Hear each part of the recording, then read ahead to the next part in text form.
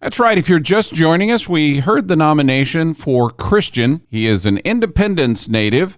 He and his family are on active duty in San Diego. I'm assuming as a Marine he's in Camp Pendleton, but I don't know that for sure. We're going to find out because we're going to give him a call, find out if we can't help him with reliable transportation here.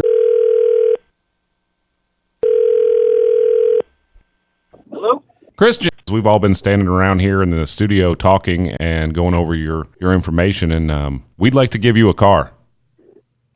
Oh my gosh, you gotta be kidding me. No, we're not kidding. Oh my gosh, you don't know how much. I didn't think this was ever gonna happen, sir. Like, I'm literally on my way to the office right now. Everything going on, I was waiting for this call this morning, and I totally forgot that I had to be in the office. So now I'm going to the office, and they're not even going to believe me. Like, this is crazy.